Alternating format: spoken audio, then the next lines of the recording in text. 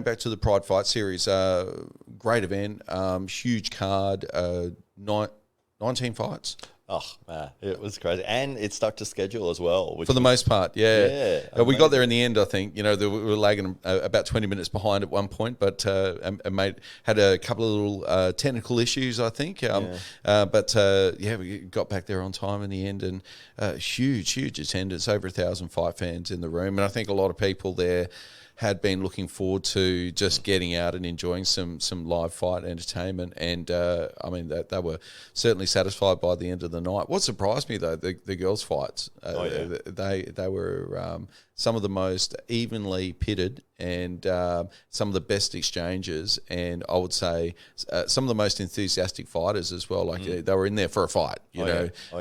And a great spectacle.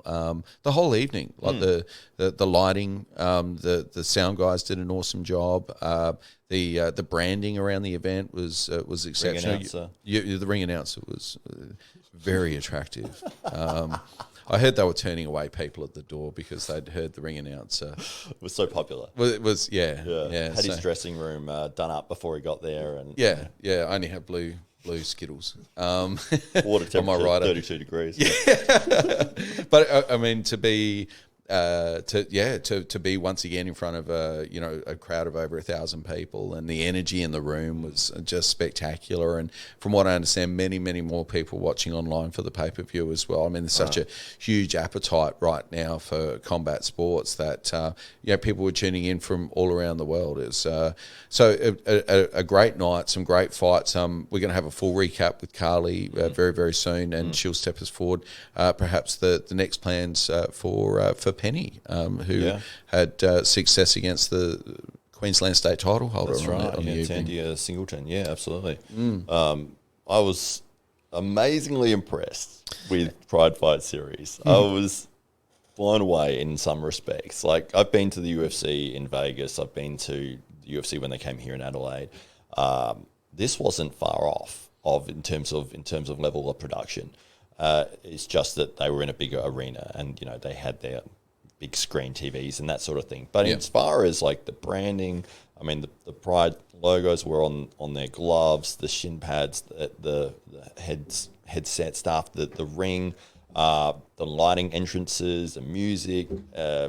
It was amazing. A+, definitely. A+. Yeah, it was quality. It was like world class. It was like, I was sitting there like, I can't believe this is here in Adelaide, and in terms of a VIP experience, if fans are looking to get something like that, man, I had a VIP experience. That that was one of the coolest things ever for me, because obviously we went along to cover the event, and it was Carly was fantastic to us, and yourself allowing us to sort of get right at ringside. And I think I said in my coverage video of my little recap thing, I was so close. Like I could have just put my hand out and grabbed the guy's leg, like as they were fighting. Sweat's coming over you. It's like when they hit the ring ropes that like you're leaning back. So oh god. You almost ended up with some fighters in your lap on a couple of occasions. And it was like with Carly said, they all came out, did their proper Muay Thai entrance with the traditional.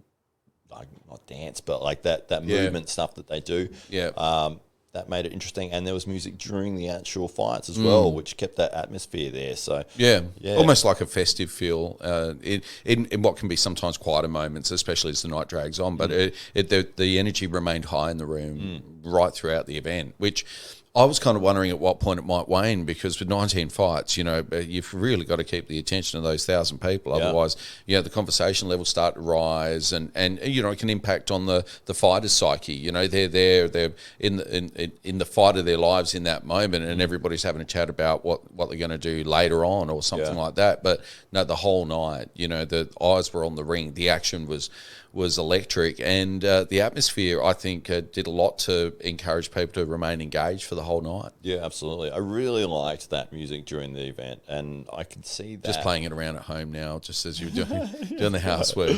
That's right, yeah. Mostly it's the Doom soundtrack, and I like destroy the dishes while I'm trying to clean them. No, it's it created, as you said, that different atmosphere that kept people engaged, and there was like you're watching a show, like the show is continually going because the music and the sound was always there. Whereas, and I think this is I've noticed this with the UFC, like.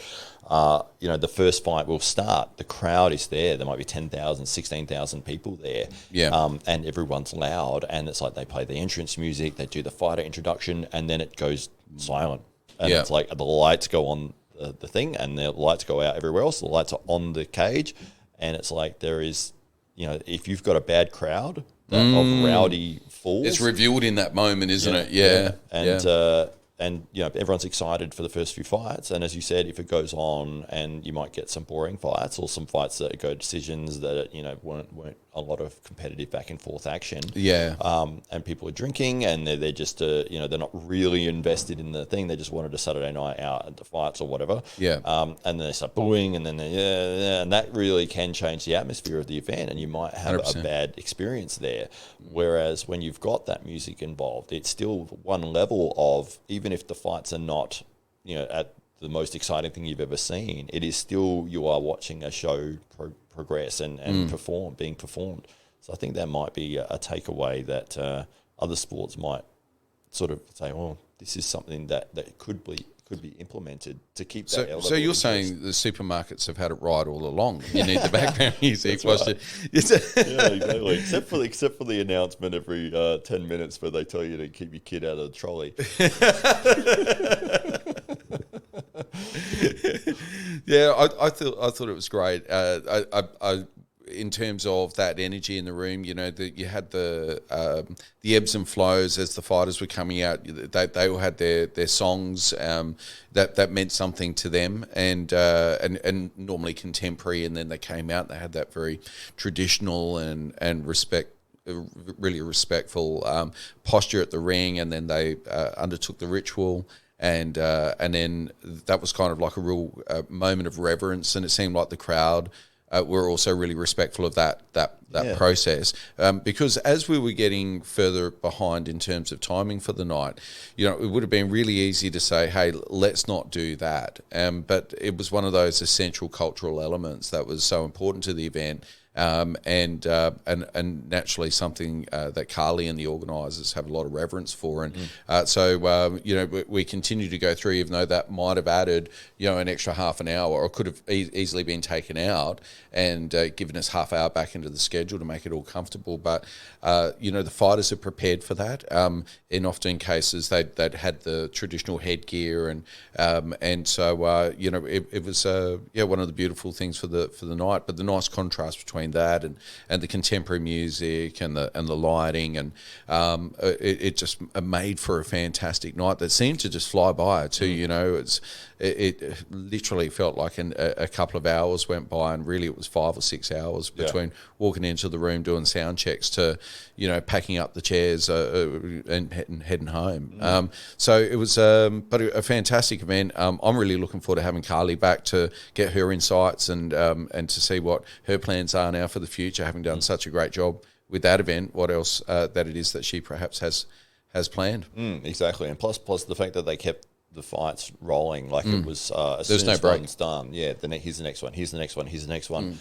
The difference between that style and what the UFC is doing and always has been doing is to stick to their pay-per-view schedule. Their event is scheduled out regardless as to what happens. So if you get two fighters walk out and they get a knockout in 10 seconds, you're going to be waiting for half an hour for the next fight. And they'll play their promo packages, and that they're prepared for that. They'll keep the crowd invested in what's going on while there's no fight going on. They've got their stuff that comes up on their screens. This is whatever the main event, and they'll play that back and forth, the countdowns and all the rest of it.